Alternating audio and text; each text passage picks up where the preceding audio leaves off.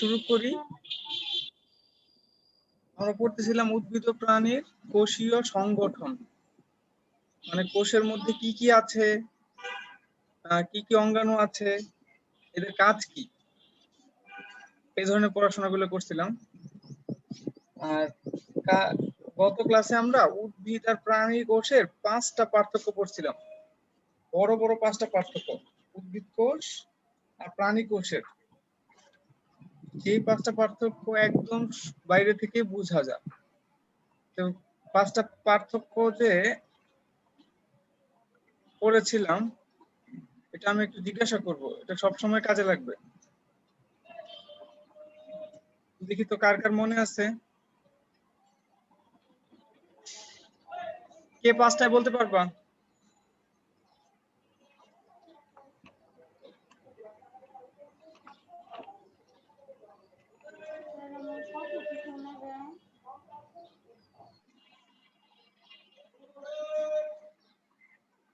এক নম্বরটা ছিল কোষ প্রাচীর, তাই না?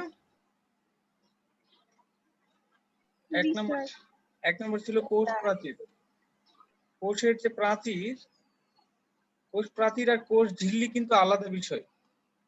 কোষ প্রাচীর আমরা কোষ আঁকতে গিয়ে কোষ ঝিল্লিটা আগে আঁকি, কোষ প্রাচীরটা পরে আঁকি।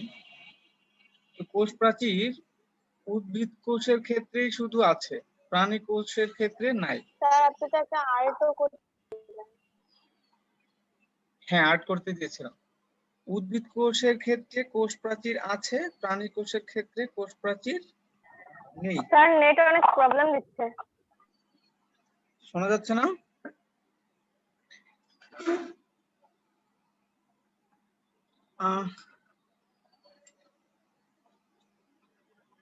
আচ্ছা, উদ্ভিদ কোষের ক্ষেত্রে কোষ প্রাচীর আছে, প্রাণী কোষের ক্ষেত্রে কোষ প্রাচীর নেই। কোষ ঝিল্লি কিন্তু সবার আছে। ওকে, তারপরে দ্বিতীয় পার্থক্যটা কি ছিল? এন্ডোপ্লাজমিক জালিকা। এন্ডোপ্লাজমিক জালিকা তো সবারই আছে।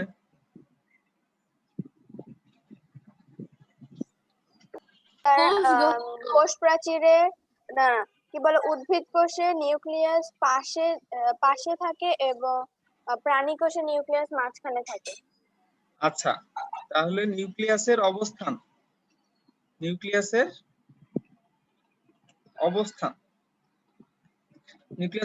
যদি খেয়াল করি, উদ্ভিদ কোষে অনেক বড় হওয়ার কারণে দেখা যায় একটা পাশে অবস্থান করে, আর প্রাণী কোষের ক্ষেত্রে বেশিরভাগ ক্ষেত্রেই নাই। যদি থাক, কোষ তো নিউক্লিয়াস তো সবারই আছে, মাঝে অবস্থান করে, একদম মাঝামাঝি অবস্থান করে। অবশ্যই আছে নিউক্লিয়াস, সবারই আছে। নিউক্লিয়াস হইলো যে কোনো একটা কোষের ব্রেইন না থাকলে ওই কোষের কোনো দাম নাই। ওকে, আসসালামু আলাইকুম স্যার। ওয়ালাইকুম সালাম। আচ্ছা, তারপরে হচ্ছে কোষে থাকে না, প্রাণী কোষে থাকে। কোষ গহ্বর।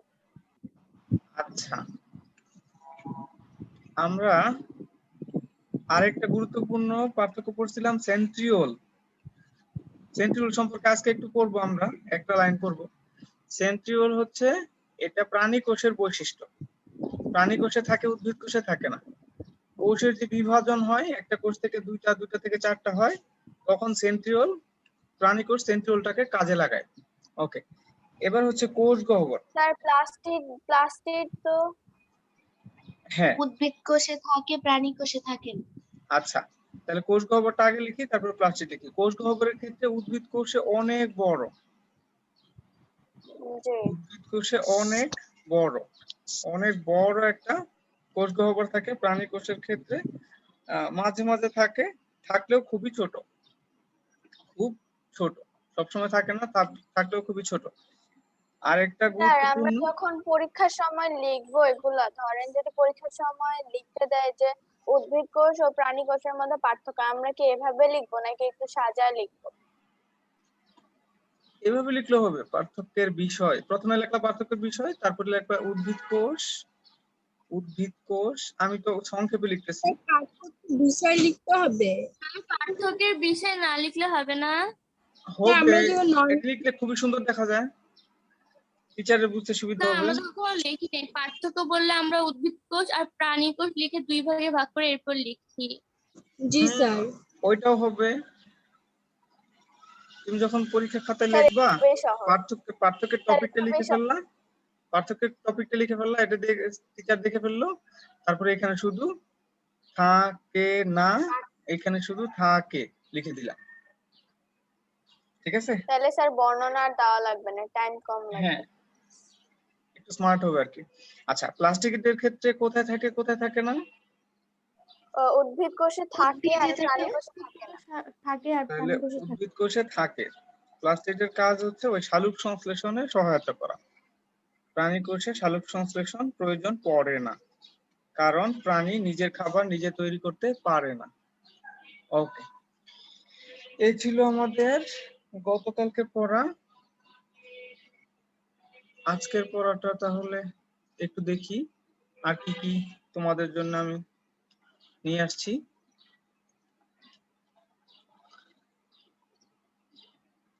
তোমাদের অ্যাটেন্ডেন্সে মার্কস আছে, যে যত ক্লাসে উপস্থিত থাকবে সে সবচেয়ে বেশি নাম্বার পাবে। আমার কাছে মনে হয় তোমাদের মধ্যে আনিকা মনিকা এরা সবচেয়ে বেশি উপস্থিত ছিল, একদিন মনে হয় অ্যাবসেন্ট ছিল, একদিন বা 2 দিন। আমিও তো ছিলাম। আমিও তো ছিলাম। আফরা মনে হয় 2 দিন অ্যাবসেন্ট। আমিনা পাঠান, তুমি কি একদিন অ্যাবসেন্ট না? আমিনা পাঠান এসা? জি স্যার, মঙ্গলবার দিন ছিলাম, গত মঙ্গলবার দিন। হ্যাঁ, একদিন অ্যাবসেন্ট। আর আরেকটা কে 91 রোল কে? অবনী মনে হয় প্রতিদিন, অবনীও একদিন অ্যাবসেন্ট, অন্যরা বেশ কয়েকদিন অ্যাবসেন্ট আছে। অ্যাটেন্ডেন্সের উপরে মার্কস। হ্যাঁ, আর হলো পরীক্ষা যারা দিছে তাদেরকে আচ্ছা একটু বেশি। স্যার, অর্ধবার্ষিক পরীক্ষা কবে হবে? মনে হয় 2 মাস বা এই মাস শেষে হইতে পারে, এখনো কিছু বলে না। আজকে মিটিং হবে তো, মিটিং এ কিছু বলতে পারে। স্যার, স্কুল না খুললে তো হবে না, রাইট? স্কুল খুলতে তো হবে, অবশ্যই খুলতে হবে। অনলাইনে হইতে পারে, আমি যেরকম পরীক্ষা নেই না এরকম হইতে পারে, সম্ভাবনা আছে। অনলাইন একদম হওয়ার সম্ভাবনা আছে। আজকে মিটিং আছে, কালকে হয়তো জানা যাবে। ওকে, তাহলে যারা অ্যাটেন্ডেন্স দেয় নাই তারা চ্যাটে গিয়ে নাম রোল লিখে দিবে, অ্যাটেন্ডেন্স হয়ে যাবে, চ্যাট খোলা আছে। ওকে, তাহলে আজকে আমরা প্রথমে আমরা যেটা দেখব, কোষের সংখ্যাটা আরেকবার দেখি। কোষের সংখ্যাটা কার মনে আছে দেখি তো একটু। কোষ কাকে বলে? জীবের বা জীবদেহের গঠন ও কার্যকরী একককে বা জীবদেহের গঠন ও কাজের একককে কোষ বলে। মনে আছে ওদিন বলছিলাম জীবদেহের জি গঠন স্যার। ও কাজের একককে কোষ বলে, কাজের একককে কোষ বলে। এটা কিন্তু পরীক্ষা খাতায় লিখতে হবে। তোমরা 6 এ ঠিক মতো পড়ো নাই তো, অনেকদিন ক্লাস হয় নাই, এই জন্য আমি আবার আরেকবার বলেন না সংজ্ঞাটা। জীবদেহের গঠন ও কাজের একককে কোষ বলে।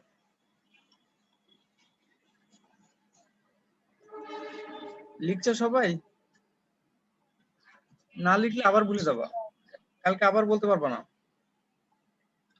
জীবদেহের গঠন ও কাজের একককে কোষ বলে। জীবদেহের গঠন ও কাজের একককে কোষ বলে। কি চলে আসলো? আচ্ছা, যাই হোক।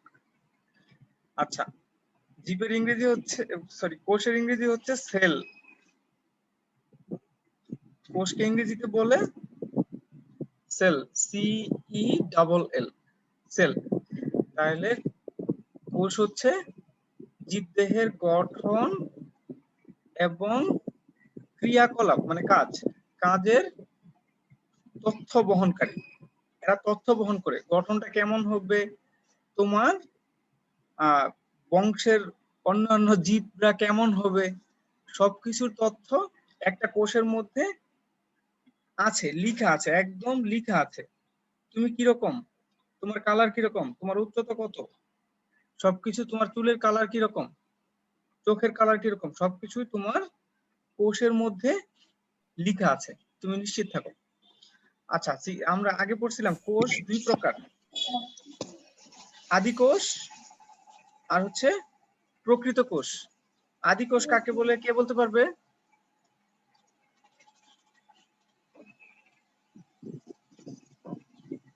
প্রথম অধ্যায়ে পড়েছিলাম আদি কোষ।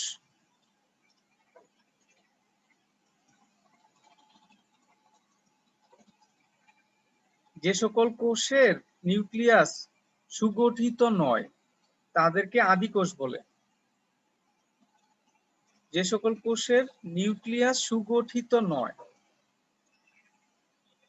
কোষের যে নিউক্লিয়াস, কোষের যে জীবন, ও আমার নাম দিয়ে ঢুকতেছে, কে এটা? কোষের নিউক্লিয়াস সুগঠিত না থাকলে সেটাকে বলে আদি কোষ। ভাইরাস, ব্যাকটেরিয়া ইত্যাদি এগুলো হচ্ছে আদি কোষ টাইপ, এদের নিউক্লিয়াস সুগঠিত নয়। প্রকৃত কোষ, আমরা যে সকল জীব দেখি সবগুলোই প্রকৃত কোষ। গাছপালা, জীবজন্তু, মানুষ সবই প্রকৃত কোষের অধিকারী। ঠিক আছে? যেগুলো খুব ক্ষুদ্র আদি কোষযুক্ত যেগুলো, এগুলো আমরা কেউই দেখি না, কেউই দেখতে পায় না, খালি চোখে দেখা যায় না। ওকে, আচ্ছা, তোমাদের একটা জেনারেল নলেজ বলছিলাম, পৃথিবীতে সবচেয়ে বড় কোষ কোনটা?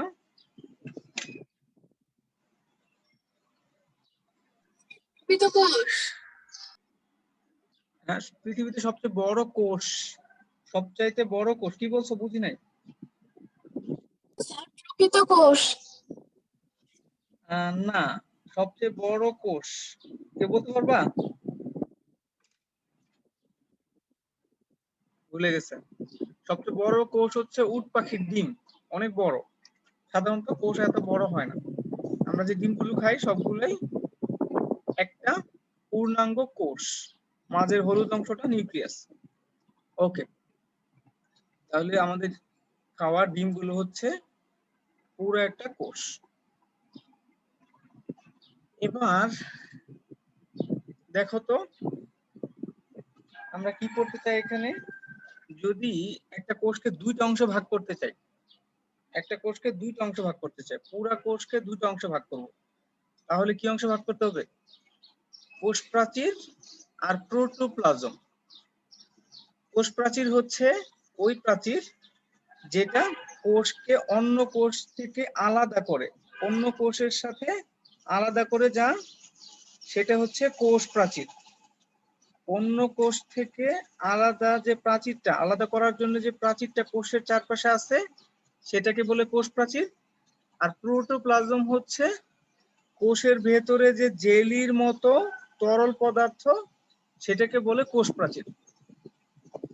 তাহলে যদি উদ্ভিদ কোষের দুইটা অংশ বলি, একটা হচ্ছে কোষ প্রাচীর, একটা হচ্ছে প্রোটোপ্লাজম। কোষ প্রাচীর থাকে চারপাশে, আর কোষ প্রাচীরের মাঝে থাকে হচ্ছে প্রোটোপ্লাজম, একটা জেলির মতো পদার্থ। এর মধ্যে বিভিন্ন অঙ্গগুলো থাকে, আমরা ডিটেইলস দেখতেছি এক্ষুনি। ওকে, তাহলে আচ্ছা, উদ্ভিদ কোষ প্রাণী কোষের পার্থক্য তো আমরা জানি। ওকে, উদ্ভিদ কোষ আর প্রাণী কোষের পার্থক্য আমরা আরেকবার একটু দেখি। দেখো তো প্রথম পার্থক্যটা কি? প্রথম যে পার্থক্যটা লিখছি উদ্ভিদ কোষ আর প্রাণী কোষের, কোষ প্রাচীর। হ্যাঁ, প্রথম পার্থক্যটা হচ্ছে কোষ প্রাচীর। আমরা যদি এই যে অনুবীক্ষণ যন্ত্র দিয়ে এই প্রাচীরটাকে দেখি, মানে কোন কোষের প্রান্তগুলোকে দেখি, প্রান্তকে দেখি, তাহলে দেখতে পাবো উদ্ভিদ কোষের ক্ষেত্রে এরকম একটা প্রাচীর আছে, এরকম একটা খুব শক্ত একটা প্রাচীর আছে। কিন্তু প্রাণী কোষের ক্ষেত্রে এরকম শক্ত প্রাচীর দেখতে পাবো না, শুধু একটা ঝিল্লি দেখতে পাবো, শুধু একটা ঝিল্লি দেখতে পাবো। ঝিল্লি মানে হচ্ছে পর্দা, শুধু একটা পর্দা দেখতে পাবো। আর যদি উদ্ভিদ কোষ দেখি তাহলে এরকম সবুজ সবুজ প্লাস্টিক দেখতে পাবো, কিন্তু প্রাণী কোষের মধ্যে এরকম সবুজ সবুজ প্লাস্টিক দেখতে পাবো না। সেন্ট্রোসোম প্রাণী কোষের ক্ষেত্রে দেখতে পাবো বা সেন্ট্রিওল, আর উদ্ভিদ কোষের ক্ষেত্রে দেখতে পাবো না। উদ্ভিদ কোষের ক্ষেত্রে বড় একটা কোষ গহ্বর দেখবো, প্রাণী কোষের ক্ষেত্রে এরকম কোনো কিছু দেখতে পাবো না। ওকে, এখানটা লিখে ছোট দেখতে পাবো। হ্যাঁ, সবার লাস্টেরটা কি? স্যার নিউক্লিয়াসের অবস্থান। নিউক্লিয়াসের অবস্থান উদ্ভিদ কোষের ক্ষেত্রে এই কোণায়, কারণ আমাদের কোষ গহ্বর এত বড় যে প্রায় পুরোটা জায়গা দখল করে রাখছে। আর প্রাণী কোষের ক্ষেত্রে নিউক্লিয়াসটা খুবই মাঝামাঝি, প্রায় মাঝামাঝিতে অবস্থান করে। আচ্ছা, উদ্ভিদ কোষের আমরা কয়েকটা বর্ণনা দেখি, কিছু অংশের বর্ণনা দেখি। উদ্ভিদ কোষের ক্ষেত্রে কোষ ঝিল্লি, কোষের চারপাশে যে একটা পর্দা আছে, কোষ ঝিল্লি বা কোষের পর্দা বলি আমরা, এর বাইরে জড় পদার্থ দিয়ে তৈরি একটি পুরু প্রাচীর থাকে। পুরু মানে মোটা, মোটা প্রাচীর থাকে, এটাকে বলে কোষ প্রাচীর। কোষের চারপাশে এই যে সাদা সাদা অংশ, এর বাইরে সবুজ একটা মোটা প্রাচীর আছে, এটাকে বলে কোষ প্রাচীর। এটা সেলুলোজ দিয়ে গঠিত। কোষ প্রাচীর গঠিত হচ্ছে সেলুলোজ দিয়ে। কোষ প্রাচীরের কাজ কি? ভেতরের যে সজীব অংশ আছে, সজীব মানে কি? জীবিত অংশ, একে রক্ষা করা এবং কোষের সীমারেখা নির্ধারণ করা, যে এর বাইরে আর কোষ নাই। এটা হচ্ছে সর্বশেষ, কোষের সর্বশেষ জায়গা হচ্ছে কোষ প্রাচীর। এর বাইরে এই কোষটা শেষ, এর ভেতরে এই কোষটা সীমাবদ্ধ।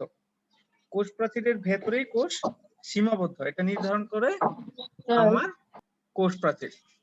তাহলে কোষ প্রাচীরের দুইটা কাজ বলছি, কে বলতে পারবে কোষ প্রাচীরের দুইটা কাজ?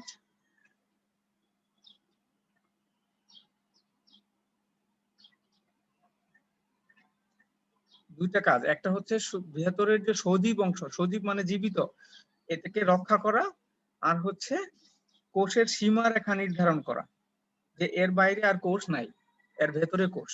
ওকে, এবার এই যে কোষের ভেতরে, কোষ ঝিল্লির ভেতরে যে অর্ধতরল জেলির মতো আঠালো অংশ থাকে, কিছু কিছু দানা আছে, আবার বর্ণনায় আর কি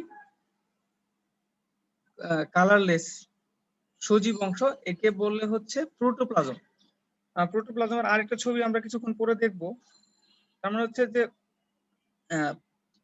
কোষ ঝিল্লির ভেতরে যে জেলির মতো অংশটা আছে, এই হলুদ অংশ যেটা দেখতে পাচ্ছ তোমরা, এই অংশ পুরাটা হচ্ছে প্রোটোপ্লাজম। আচ্ছা, এটি জৈব আর অজৈব যৌগের সমন্বয়ে গঠিত। জৈব মানে হচ্ছে জীব, অজৈব মানে হচ্ছে মৃত। মানে এখানে কিছু জিনিসপত্র আছে যেগুলো জীবন্ত, আর কিছু জিনিসপত্র আছে যেগুলো মৃত। এগুলো এই দুই ধরনের জিনিসই আছে। প্রোটোপ্লাজমের মধ্যে কিছু জিনিসপত্র আছে জীবন্ত, আর কিছু জিনিসপত্র আছে মৃত, সবকিছু আছে। ওকে, প্রোটোপ্লাজমে বেশি অংশ পানি, পানির পরিমাণ 67 থেকে 90 মানে 67% থেকে 90% পর্যন্ত পানি আছে, মানে বেশিরভাগ অংশ হচ্ছে পানি। আচ্ছা, সাইটোপ্লাজমের প্রোটোপ্লাজমের দুইটা অংশ, একটা হচ্ছে সাইটোপ্লাজম, আরেকটা হচ্ছে নিউক্লিয়াস। এই যে পুরা প্রোটোপ্লাজমকে যদি আমরা দুইটা অংশে ভাগ করি, একটা হচ্ছে নিউক্লিয়াস, আরেকটা হচ্ছে সাইটোপ্লাজম, দুইটা নাম। আচ্ছা, নিউক্লিয়াসের বাইরে সাইটোপ্লাজমের মধ্যে যে তরল পদার্থপূর্ণ একটা গহ্বর মানে গর্ত থাকে, একে বলে কোষ গহ্বর। এই যে সবুজ যে গহ্বরটা, সাইটোপ্লাজমের মধ্যে তরল পদার্থপূর্ণ একটা গর্ত, এটাকে বলে কোষ গহ্বর। এটাকে বলে কোষ গহ্বর। প্রাণী কোষে কোষ গহ্বর থাকে না, বা থাকলেও আকারে ছোট। নানা প্রকার জৈব অ্যাসিড, লবণ, শর্করা, আমিষ ইত্যাদি কোষ গহ্বরে দ্রবীভূত অবস্থা থাকে, মিক্সচার অবস্থায় থাকে। মানে আমাদের গহ্বরের মধ্যে আমাদের কোষের মধ্যে যে জিনিসগুলো কাজে লাগে না, মানে আপাতত কাজে লাগতেছে না, বিভিন্ন অ্যাসিড, বিভিন্ন লবণ, বিভিন্ন শর্করা, বিভিন্ন খাবার, এগুলো আমরা ওখানে জমা রাখি। মানে আমাদের কোষ ওই কোষ গহ্বরের মধ্যে আপাতত জমা রাখে, যেগুলো আপাতত কাজে লাগতেছে না। যখন আবার কাজে লাগে তখন ওখান থেকে বের করে নিয়ে আসে। এগুলো আমরা করবো না, এগুলো বড় ক্লাসের পড়া। আচ্ছা, এবার সাইটোপ্লাজমকে যদি আমরা ওই যে এই অঙ্গাণুগুলো ছাড়া দেখি, তাহলে দেখতে এরকম দেখা যাবে। মানে অঙ্গাণুগুলো যদি বের করে ফেলি, আমরা নিউক্লিয়াস বের করে ফেললাম, মাইটোকন্ড্রিয়া বের করে ফেললাম, আমরা অন্যান্য গোলজি বডি বের করে ফেললাম, তাহলে সাইটোপ্লাজমকে দেখতে এরকম দেখবো, একটা তরলের মতো দেখবো। তো কোষের সাইটোপ্লাজমে নিউক্লিয়াসের বাইরে জেলির মতো অংশ, আচ্ছা প্রোটোপ্লাজমের বাইরে জেলির মতো যে অংশ, সেটা হচ্ছে সাইটোপ্লাজম। সাইটোপ্লাজমের অভ্যন্তরে অবস্থিত কোষের বিভিন্ন জৈবনিক ক্রিয়াকলাপের সাথে সংশ্লিষ্ট সজীব বস্তু সমূহকে, আচ্ছা এখানে সাইটোপ্লাজমের মধ্যেই অন্যান্য যে অঙ্গাণুগুলো আছে, মাইটোকন্ড্রিয়া, গোলগি বডি ইত্যাদি, এসব ভাসতে থাকে, সাইটোপ্লাজমের মধ্যে ভাসতে থাকে। নিউক্লিয়াস হচ্ছে, নেম দিয়ে দিব? বলো, আবার বলো। স্যার চ্যাটে কি নেম দিয়ে দিব? অনেকজন দিচ্ছে। অ্যাটেন্ডেন্স, হ্যাঁ অ্যাটেন্ডেন্স সবাইকে দিতে বলছি। Okay sir. ওকে, আচ্ছা নেক্সট ক্লাস থেকে অ্যাটেন্ডেন্স প্রথম 5 মিনিট, এরপরে আর অ্যাটেন্ডেন্স হবে না, আমি চ্যাট অফ করে দেব। আচ্ছা, সাইটোপ্লাজমের মধ্যে সবচাইতে ঘন যে অংশটা, সবচাইতে ঘন যে অংশটা থাকে সেটা হচ্ছে নিউক্লিয়াস। এই যে ঘন, সবচেয়ে ঘন যে অংশটা, সেটাকে বলে নিউক্লিয়াস। আবার নিউক্লিয়াসের মধ্যে একটা অংশ ঘন, সবচাইতে ঘন, সেটাকে বলে নিউক্লিওলাস। নিউক্লিয়াস সম্পর্কে আমরা আরো ডিটেইলস করব। তাহলে যদি আমাদেরকে কেউ চিনতে বলে যে প্রোটোপ্লাজমের মধ্যে সবচাইতে ঘন অংশটা কি, সবচাইতে ঘন অংশটা হচ্ছে নিউক্লিয়াস। নিউক্লিয়াসের সংজ্ঞা কিভাবে বলবো? প্রোটোপ্লাজমের মধ্যে সবচাইতে ঘন যে বস্তুটা, সবচাইতে ঘন বলতে কি, এর মধ্যে যে আলো সহজে যায় না, বোঝা যায় একটু কালো কালো, সেটাকে বলে নিউক্লিয়াস।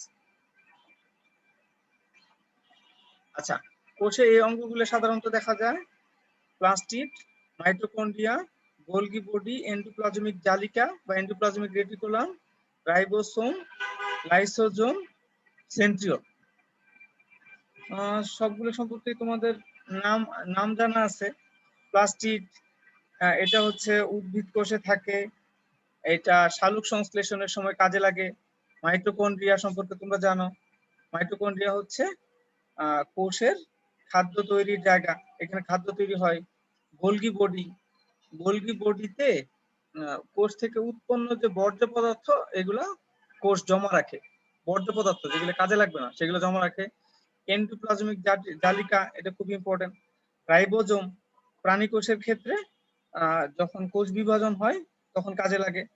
লাইসোজোম, সেন্ট্রিওল, আমরা এগুলো আস্তে আস্তে পড়ব। এখন আমরা গুরুত্বপূর্ণ একটা অঙ্গ সম্পর্কে পড়ি, সজীব উদ্ভিদ কোষে। যে উদ্ভিদ কোষটা এখনো সজীব আছে, সজীব মানে জীবিত আছে, আর উদ্ভিদ কোষে সাইটোপ্লাজমের বর্ণযুক্ত গোলাকার বা ডিম্বাকার অঙ্গাণুকে প্লাস্টিড বলে। আমরা যদি একটা কোষ দেখি, উদ্ভিদ কোষ দেখি, প্রাণী কোষে নাই, উদ্ভিদ কোষ দেখি, তাহলে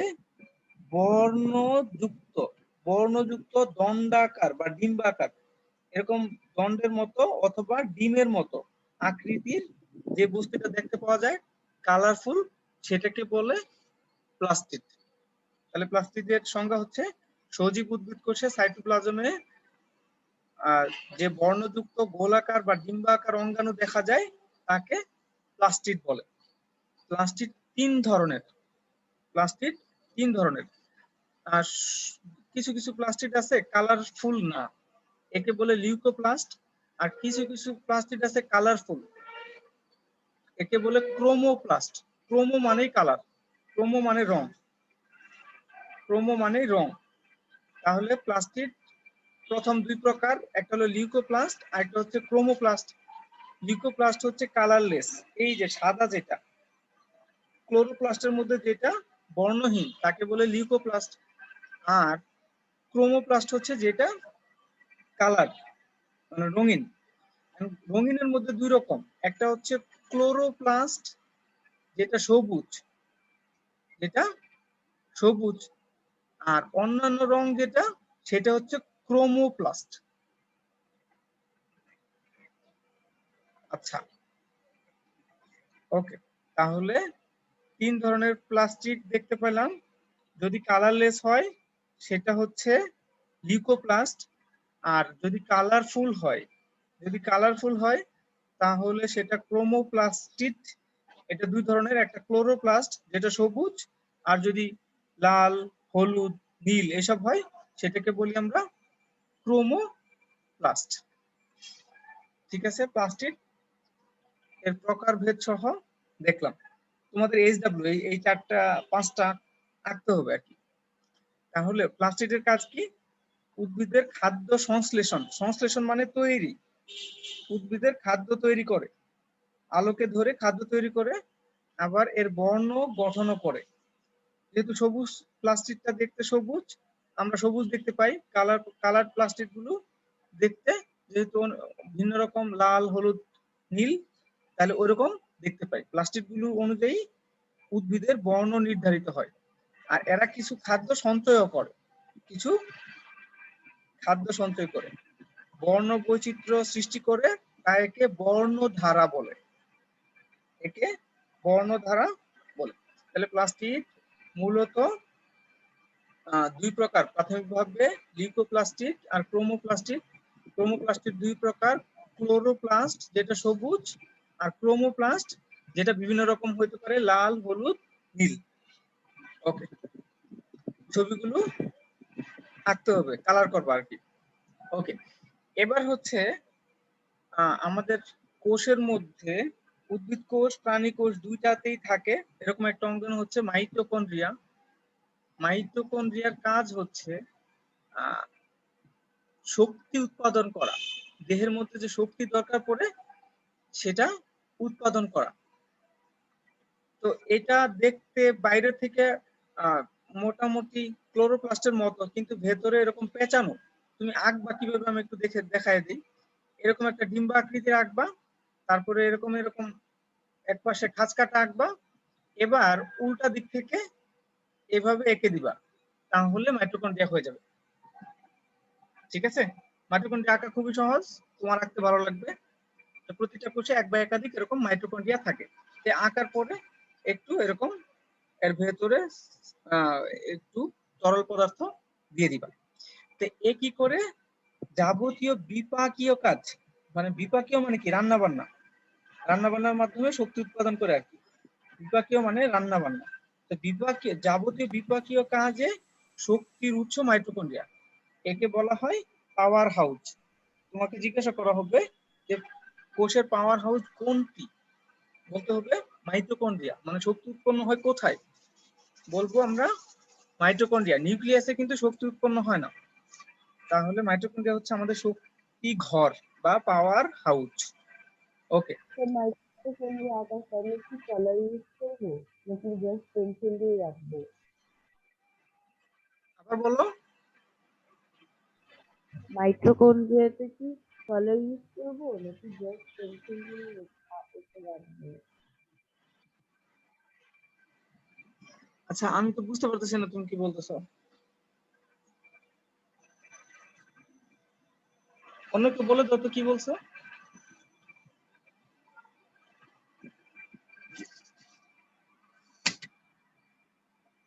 শাকিরা, আবার একটু বলো তো তুমি। স্যার মাইটোকন্ড্রিয়া আঁকার টাইমে কি কালার ইউজ করবো নাকি জাস্ট পেন্সিল দিয়ে এঁকে রাখবো? ও আচ্ছা, হ্যাঁ, ছবি তো পেন্সিলই আঁকবা, ছোট ক্লাসে ছবি পেন্সিলই আঁকতে হয়, পেন্সিলে আঁকবা। ওকে,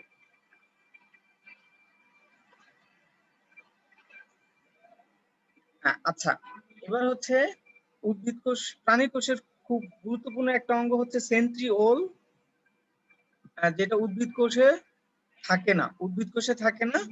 প্রাণী কোষের বিভাজন, মানে কোষ একটা থেকে দুইটা, দুইটা থেকে চারটা এরকম হয় আর কি। বিভাজনের সময় এরা কাজ করে, এস্টার গঠন করে। এস্টার জানতে হবে না। প্রাণী কোষের বিভাজনের সময় সেন্ট্রিওলটা কাজে লাগে। তো প্রাণী কোষের নিউক্লিয়াসের কাছে দুটি দুইটি